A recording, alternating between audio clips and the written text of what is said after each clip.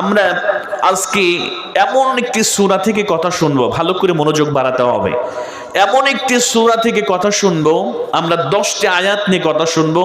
আল্লাহ পাক রব্বুল ইজ্জাত ওয়াল জালাল এই 10টি আয়াতের মধ্যে আল্লাহ 7টি গুণাবলীর কথা আল্লাহ বলে দিয়েছেন। সবাই বলেন কয়টা গুণাবলী? আর একটু জোরে বলেন কয়টা গুণাবলী? আমি কিন্তু পরে আবার ধরবো। আমরা বাংলাদেশে মাহফিল যখন করি, যখন আমরা স্বাভাবিকভাবে আলোচনা করি, পয়েন্ট ভিত্তিক আলোচনাগুলো আমরা বেশি করে থাকি, বিষয় ভিত্তিক। তো পরে শ্রোতাদেরকে পরীক্ষা নেওয়া হয় যে কারা কারা পারবে, এটা তাদেরকে জিজ্ঞেস করা হয়। এবং আমি নিজেও মাঝে মাঝে অনেক প্রোগ্রামে গিয়ে শ্রোতারা বলতে পারলে তাদের জন্য পুরস্কারের ব্যবস্থা রাখা হয়। তো এই জন্য আমরা মনোযোগ দিয়ে শুনবো। সর্বশেষে আমরা এই 7টি পয়েন্ট মুখস্থ করে এখান থেকে বাড়ি যাব ইনশাআল্লাহ। আল্লাহ পাক কবুল করুন, সকলে পড়ি আল্লাহুম্মা আমিন। আমরা যে সূরা থেকে কথা শুনবো, সেই সূরাটির নাম হচ্ছে সূরাতুল মুমিনুন। সবাই একটু আওয়াজ দিয়ে বলেন না সেই সূরার নাম কি? আর একটু জোরে বলেন সেই সূরার নাম কি? সেই সূরাটির নাম হচ্ছে সূরাতুল মুমিনুন। এই সূরাতুল মুমিনুন থেকে আমরা আজকে 10টি আয়াতে কারিমা থেকে কথা শুনবো। আল্লাহ পাকের হাবিব বলেছেন এই 10টা আয়াত কেউ যদি তার জীবনে বাস্তবায়ন করতে পারে, আল্লাহ পাক তাকে জান্নাতুল ফেরদাউসের মালিক বানায় দিবে। জোরে বলেন আল্লাহু আকবার। তো আমরা এখানে যারা বসেছি সবাই জান্নাতে যেতে চাই তো ইনশাআল্লাহ? সবাই জান্নাতে যেতে চাই তো ইনশাআল্লাহ? আল্লাহ পাক বললেন লা ইয়াস্তাউই আসহাবুন নার ওয়া আসহাবুল জান্নাহ, আসহাবুল জান্নাতি হুমুল ফাইজুন। আল্লাহ পাক বললেন the people of paradise and the people of hellfire they never be equal ever. The people of paradise gain the ultimate success in life. আল্লাহ পাক বললেন যারা জান্নাতি আর যারা জাহান্নামী তারা কখনো সমান নয়। যারা আল্লাহর জান্নাতে প্রবেশ করবে তারাই সফলতা অর্জন করবে। জোরে বলেন সুবহানাল্লাহ। এজন্য আমরা যে কিতাবটি থেকে কথা শুনতে এসেছি, এই কোরআনের মধ্যে কি কোনো ভুল আছে প্রিয় ভাইয়েরা? বলেন না, এই কোরআনের মধ্যে কোনো সন্দেহ আছে? এই কোরআনে কোনো ভুল নাই। This is the book about which there is no doubt, a guidance for those conscious of Allah. Allah পাক জানিয়ে দিয়েছেন যালিকাল কিতাবু লা রাইবা ফি হুদাল লিল মুত্তাকিন। বান্দারে এমন একটি কিতাব দিয়েছি, এই কোরআনকে আঁকড়ে ধরো, এই কোরআন তোমাকে হেদায়েত দিয়ে আল্লাহর জান্নাত পর্যন্ত পৌঁছায় দিবে। জোরে বলেন আল্লাহু আকবার।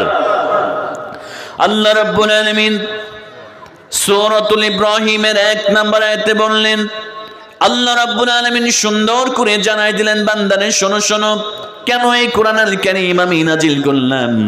আল্লাহ রাব্বুল আলামিন বলেন আলিফ লাম রা কিতাবুন আনজালনাহু ইলাইকা লিতুখরিজান নাসা মিনাজ যুলুমাতি ইলান নূর। জোরে বলেন আল্লাহু আকবার। আল্লাহ রাব্বুল আলামিন বললেন বান্দারে শোনো, কিতাবুন আনজালনাহু ইলাইকা লিতুখরিজান নাসা মিনাজ যুলুমাতি ইলান নূর। ও আমার গোলামেরা ভালো করে শুনে রাখো, আমি আল্লাহ কেন কোরআন নাজিল করলাম। এই কোরআন দিয়ে আমি মানুষদেরকে জাহান্নামের পথ, অন্ধকারের পথ, শিরকের পথ, কুসংস্কারের পথ থেকে, এক কথায় জাহান্নামের পথ থেকে আমি আল্লাহ আলোর পথ, জান্নাতের পথ দেখানোর জন্য আমি আল্লাহ কোরআনুল কারীমটা নাজিল করে দিয়েছি। জোরে বলেন সুবহানাল্লাহ। আল্লাহ পাক বললেন বান্দা এই কোরআন দিয়েছি তোমাকে, কোরআন দ্বারা জাহান্নামের পথ থেকে তোমাকে এই কোরআন হেদায়েত দিয়ে তোমাকে জান্নাতের পথ দেখাবে। আল্লাহু আকবার বলবেন না? তাহলে আমরা এখানে যারা বসেছি, আমরা এমন একটি কিতাব থেকে কথা শুনতে এসেছি যে কথাগুলো মানলে এই কোরআন আমাদেরকে সুপারিশ করে আল্লাহর জান্নাত পর্যন্ত পৌঁছায় দিবে। জোরে বলেন সুবহানাল্লাহ। এই যে সূরা, এই সূরাটি নাজিলের একটা প্রেক্ষাপট আছে, একটা আসবাবুন নুজুল আছে। কোন প্রেক্ষাপটে এই সূরাটি নাজিল হয়েছে? রাসূল কারীম সাল্লাল্লাহু আলাইহি ওয়াসাল্লাম একদিন কাবার চত্বরে বসে আছেন, সাহাবায়ে কেরাম চারিদিকে বসে আছে, আল্লাহ রাসূল কাবার পাশেই তিনি বসে আছেন সাহাবীদেরকে নিয়ে। বিশ্বনবী সাল্লাল্লাহু আলাইহি ওয়াসাল্লাম সমস্ত সাহাবীদেরকে নিয়ে কাবার চত্বরে বসে আছেন। এমন সময় সাহাবায়ে কেরাম রাদিয়াল্লাহু তাআলা আনহুরা এবার একটা মৌমাছির মতো আওয়াজ শুনতে শুরু করলো, গুনগুন গুনগুন আওয়াজ। সাহাবায়ে কেরাম চারিদিকে নজর করলেন, ডানে তাকালেন, বামে তাকালেন, পিছনের সামনে তাকালেন, উপরের দিকে তাকালেন, কোনো মৌমাছি দেখতে পেলেন না। সমস্ত সাহাবায়ে কেরাম বুঝতে পারলেন বিশ্বনবীর উপরে এইমাত্র কেবলমাত্র নতুন ওহী নাজিল হওয়া শুরু হয়েছে। জোরে বলেন সুবহানাল্লাহ। কারণ বিশ্বনবীর উপরে বিভিন্ন সময় বিভিন্ন ভাবে ওহী নাজিল হতো। কখনো কখনো ঘন্টা ধ্বনির ন্যায় আওয়াজ করে ওহী নাজিল হতো। স্কুলে যেমন একটা পিরিয়ড শেষ হয়ে গেলে আরেকটা পিরিয়ড চালু হয়, যখন তখন ঘন্টা দেওয়া হয়, আল্লাহ নবীর উপরে ঘন্টা ধ্বনির ন্যায় আওয়াজ করে ওহী নাজিল হতো। কখনো কখনো ঘুমের মধ্যে বিশ্বনবীর উপরে ওহী নাজিল হতো। আবার কখনো কখনো আল্লাহ নবী বিশ্ব নবী সাল্লাল্লাহু আলাইহি ওয়াসাল্লামের উপরে ফেরেশতা সরাসরি এসে বিশ্ব নবীর উপরে নাজিল করতেন। জোরে বলেন সুবহানাল্লাহ। সমস্ত সাহাবায়ে কেরাম চুপ হয়ে গেলেন। বিশ্ব নবীর উপরে নতুন ওহী নাজিল হয়েছে এটা শোনার জন্য। এবার আমার নবীজি কাবার দিকে মুখ ঘোরালেন। কাবার দিকে মুখ ঘোরানোর পরে আল্লাহর কাছে দোয়া তুলে দোয়া করতে শুরু করলেন। বিশ্ব নবী সাল্লাল্লাহু আলাইহি ওয়াসাল্লাম আল্লাহর কাছে দোয়া করতে শুরু করলেন, আল্লাহুম্মা জিদনা ওয়ালা তানকুসনা ওয়া আকরিমনা ওয়ালা তুহিননা ওয়া আতিনা ওয়ালা তাহরিমনা ওয়া আসিরনা ওয়ালা তুসির আলাইনা ওয়া আরদি আন্না ওয়ারদিনা। বিশ্ব নবী দোয়া করতে শুরু করলেন, আল্লাহ তুমি আমাদেরকে বেশি বেশি করে দান করো, আমাদেরকে কম দিও না, আমাদেরকে সম্মানিত করো, অসম্মানিত করো না, কাফেরদের উপরে আমাদেরকে বিজয় দান করো। আল্লাহ তাআলা কাফেরদের উপরে আমাদেরকে বিজয় দাও, কাফেরদেরকে আমাদের উপরে তুমি বিজয় দিও না। জোরে বলেন সুবহানাল্লাহ। এবার বিশ্বনবী সাল্লাল্লাহু আলাইহি ওয়াসাল্লাম সমস্ত সাহাবায়ে কেরামদের দিকে মুখ ঘুরালেন। মুখ ঘুরানোর পরে আল্লাহ নবীজি এবার ঘোষণা করলেন, ও আমার পানের সাহাবীরা, আমার উপরে এই মুহূর্তে একটা সূরার 10 আয়াত নাজিল হয়েছে। এই 10 আয়াতের মধ্যে আল্লাহ 7টি গুণের কথা বলে দিয়েছে। আল্লাহর কোনো বান্দা, আল্লাহর কোনো বান্দি যদি এই 7টা গুণ অর্জন করতে পারে, বাবা ইন্তেকাল করলে সন্তান যেমন করে জান্নাতুল ফিরদাউস, সন্তান যেমন করে সম্পদের মালিক হয়ে যায়, মা মারা গেলে সন্তান যেমন করে সম্পদের ওয়ারিশ হয়ে যায়, যদি আল্লাহর কোনো বান্দা বান্দি এই 7টা গুণ অর্জন করতে পারে, আল্লাহ নবী বললেন আল্লাহ রাব্বুল আলামিন এই 7টা গুণ অর্জন করার কারণে ওই বান্দা বান্দিকে আল্লাহ জান্নাতুল ফিরদাউসের মালিক বানায় দিবে, জান্নাতুল ফিরদাউসের ওয়ারিস বানায় দিবে। জোরে বলেন সুবহানাল্লাহ। আল্লাহ রাসূল বললেন, বান্দারে ও আমার সাহাবীরা শুনে নাও, এই মাত্র আমার উপরে এমন একটি সূরা 10টা আয়াত নাযিল হয়েছে। 10টা আয়াতের মধ্যে আল্লাহ 7টি গুণের কথা বলেছে। এই 7টি গুণ যদি আল্লাহর কোনো বান্দা বান্দা অর্জন করতে পারে, মানুষগুলো জান্নাতুল ফিরদাউসের মালিক, ওয়ারিস আল্লাহ তাদেরকে বানায় দিবে। জোরে বলেন আল্লাহু আকবার। তো প্রিয় ভাইরা, আমরা কি এই 7টি গুণ শোনার চেষ্টা করবো ইনশাআল্লাহ? সবাই শুনবো তো ইনশাআল্লাহ? আজকে আমরা মায়েরা যারা আসছে, ভাইরা যারা আসছেন, এলাকাবাসী যারা আসছেন, আজকে তওবা করে এই 7টি গুণ অর্জন করার চিন্তা ভাবনা নিয়ে নিয়ত করে এখান থেকে জান্নাতি মানুষ হয়ে আমরা বাড়িতে ফিরবো ইনশাআল্লাহ। রাজি আছেন ইনশাআল্লাহ? আল্লাহ পাক কবুল করুন। সকলে পড়ে আল্লাহুম্মা আমিন। সবাই 7টাই শুনবেন তো ইনশাআল্লাহ? আচ্ছা, কে কে 5টা শুনে চলে যাবেন? হাত তুলেন তো। হুজুর এত ধৈর্য নাই, আমি 5টা শুনে চলে যাব। এই আপনি 5টা শুনে চলে যাবেন নাকি বুঝতে পারে নাই না? কে কে 6টা শুনে যাবেন? হাত তুলেন তো যে হুজুর আমি 6টা শুনে যাব। 7টাই শুনবেন তো ইনশাআল্লাহ?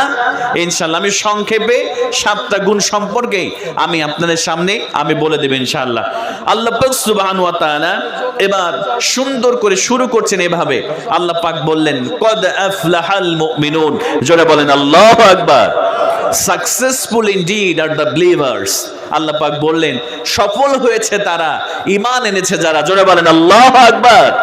তাহলে যারা ঈমানদার তারাই সফলতা লাভ করেছে, কারণ ঈমান ছাড়া আপনি কখনো সফল হতে পারবেন না। কারণ আপনি যদি ঈমান না থাকে, তাহলে আপনি অবশ্যই আল্লাহর জাহান্নামের মধ্যে আপনাকে নিক্ষিপ্ত দেওয়া হবে, আপনি আল্লাহর জাহান্নামে যাবেন, এতে কোনো সন্দেহ নাই। এজন্য আল্লাহ রাব্বুল আলামিন বলেন, قد أفلح المؤمنون الذين هم في صلاتهم خاشعون। জোরে বলেন আল্লাহু আকবার। আল্লাহ রাব্বুল আলামিন এবার বলছেন, বান্দারে মুমিন যারা তারা সফল হয়েছে। এবার আল্লাহ রাব্বুল আলামিন একজন জান্নাতুল ফিরদাউসের উত্তরাধিকারীদের 1 নাম্বার গুণাবলীর কথা রব্বুল আলামিন সুন্দর করে জানায় দিলেন। আল্লাহ রব্বুল আলামিন বলেন, ইন কদ আফলাহাল মুমিনুনাল্লাযীনা হুম ফি সালাতিহিম খাশিউন। আল্লাহ রব্বুল আলামিন বলেন, আমার জান্নাতুল ফেরদাউসের উত্তরাধিকারীদের এক নাম্বার গুণাবলী হলো তারা নামাজ আদায় করবে 5 ওয়াক্ত খুশু নিয়ে, অন্তরের মধ্যে একাগ্রতা নিয়ে, অন্তরের মধ্যে আল্লাহর ভয় নিয়ে তারা 5 ওয়াক্ত নামাজ আদায় করবে। 5 ওয়াক্ত নামাজ আদায় করার মাধ্যমে আল্লাহ আপনাকে জান্নাতুল ফেরদাউসের মালিক আল্লাহ বানায় দিবে। জোরে বলেন সুবহানাল্লাহ। তাহলে এক নাম্বার জান্নাতুল ফেরদাউসের উত্তরাধিকারীদের গুণাবলী হচ্ছে আপনাকে 5 ওয়াক্ত নামাজ পড়তে হবে। সবাই বলেন কয় ওয়াক্ত নামাজ পড়তে হবে? আর একটু জোরে বলেন না, কয় ওয়াক্ত নামাজ পড়তে হবে? 5 ওয়াক্ত নামাজ পড়তে হবে। আল্লাহ রাব্বুল আলামিন 5 ওয়াক্ত নামাজ পড়ে ফরজ করে দিয়েছেন। আপনি যখনই কালেমার স্বীকৃতি দিয়ে দিবেন, আপনি যখনই আল্লাহর প্রতি ঈমান আনবেন, রাসূলের প্রতি ঈমান আনবেন, যখনই আপনি আল্লাহর প্রতি বিশ্বাস স্থাপন করবেন, সঙ্গে সঙ্গে আপনার যদি জোহরের আজান হয়ে যায়, জোহরের নামাজ আপনার উপরে ফরজ হয়ে যাবে। আসরের নামাজ রক্ত হয়ে গেলে আপনার উপরে আসরের নামাজ ফরজ হয়ে যাবে। তার মানে একজন ঈমানদারের 2 নম্বরে যে কাজ ফরজ হয়ে যায় সেটি দান নয়, সেটি সাদাকা নয়, সেটি হলো একমাত্র কেবলমাত্র যখন ঈমান আনবেন তখন আপনাকে অবশ্যই 5 ওয়াক্ত নামাজ পড়তে হবে। জোরে বলেন সুবহানাল্লাহ। আমার মুসলমান ভাইরা, এই দুনিয়াতে আপনি যত অন্যায় করেছেন, এই দুনিয়াতে আপনি যত অপরাধ করেছেন, আল্লাহর কাছে তওবা করলে আল্লাহ রাব্বুল আলামিন সব গুনাহ আপনার মাফ করে দিবে। আল্লাহ রাব্বুল আলামিন বান্দারা নামাজ যদি না পড়ে, আল্লাহর নবী বললেন বাইনাল আবদ ওয়া বাইনাল কুফরি তারকুস সালাত। বিশ্বনবী বললেন মুসলমানদের মধ্যে এবং কাফিরদের মধ্যে একমাত্র কেবলমাত্র পার্থক্য নির্ণয়কারী যে জিনিসটা রয়েছে সেটা আর কিছু নয়, সেটার নাম হলো নামাজ। সবাই বলেন সেটার নাম কি? সেটার নাম হচ্ছে নামাজ। একজন বেদরমি, একজন কাফের, একজন মুশরিক আর একজন মুসলমানদের মধ্যে একমাত্র কেবলমাত্র পার্থক্য নির্ণয়কারী জিনিসটার নাম হচ্ছে নামাজ। কারণ দাড়ি দেখে আপনি মুসলমান চিনতে পারবেন না। কারণ রবীন্দ্রনাথ ঠাকুরের নাম শুনেছেন আপনারা? এই রবীন্দ্রনাথ ঠাকুরের দাড়ি, আমি হুজুরের তো কি দাড়ি, এই রবীন্দ্রনাথ ঠাকুরের দাড়ি আমার থেকেও বড় ছিল। কথা বলে ঠিক কিনা? শুধু তাই নয়, আমার অনেক সম্মানিত হিন্দু ভাইরা দেখবেন আমরা মুসলমানরা পাঞ্জাবি পরি, আমার অনেক হিন্দু ভাইরা আছে তারা কিন্তু পাঞ্জাবি পরে। কথা বলে ঠিক কিনা? আবার খ্রিস্টানদের যাদেরকে ফাদার বলা হয় তারা বড় বড় জুব্বার মতো পরে, মাথায় টুপিও পরে। তার মানে আপনি দাড়ি দেখে, আপনি পাঞ্জাবি দেখে, আপনি জুব্বার টুপি দেখে আপনি মুসলমান চিনতে পারবেন না। আল্লাহ রাসূল বলেছেন মুসলমান চেনা যায় একমাত্র কেবলমাত্র নামাজ দেখে। কথা বলে ঠিক কিনা? আমার মুসলমান ভাইরা মনোযোগটা বানাতে হবে। চায়ের দোকানে 3 জন বন্ধু মিলে চা পান করবে। একজন মুসলমান আব্দুর রহমান, আর একজন বিশ্বনাথ, আর একজন মাইকেল। 3 জন বসে চা খাবে। কাউকে দেখে চিনার উপায় নাই কে মুসলমান, কে হিন্দু, কে খ্রিস্টান।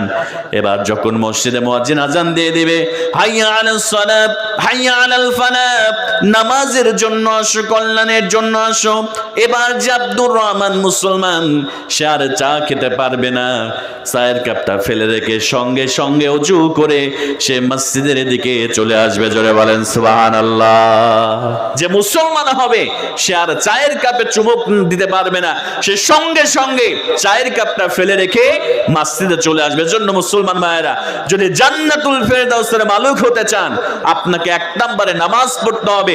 আপনি যত ইবাদত করেন না কেন, আল্লাহ রাসূল বললেন আউয়ালু মা ইউহাসাবু বিহিল আবদু ইয়াউমাল কিয়ামাতিস সালাহ।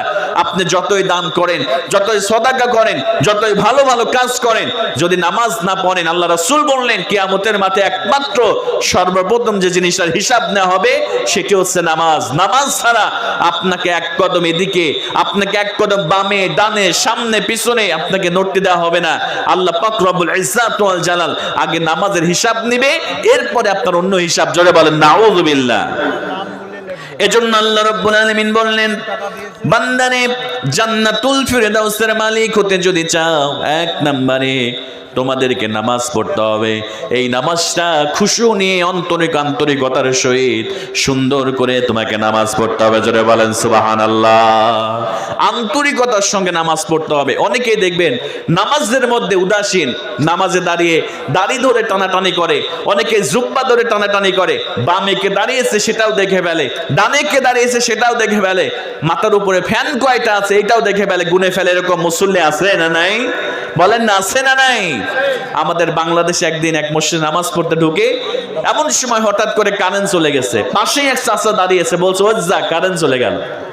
নামাজের মধ্যে কি বলছে? ওজ্জা কারেন্ট চলে গেল। তো এরকম মুসল্লি কি আমাদের সমাজে আছে? আছে। প্রিয় ভাইরা, নামাজের মধ্যে আপনি কোনো দিকে তাকাতে পারবেন না, ফ্যান গোনা যাবে না, মানুষের দিকে তাকানো যাবে না, দাড়ি ধরে টানাটানি করা যাবে না। একমাত্র নামাজের মধ্যে দাঁড়াতে হবে আল্লাহর ভয় নিয়ে, আল্লাহর স্মরণ নিয়ে। আপনাকে ভেবে নিতে হবে আমি আল্লাহকে দেখতে না পেলেও আমার রব, আমার আল্লাহ আমাকে দেখছে। জোরে বলেন সুবহানাল্লাহ।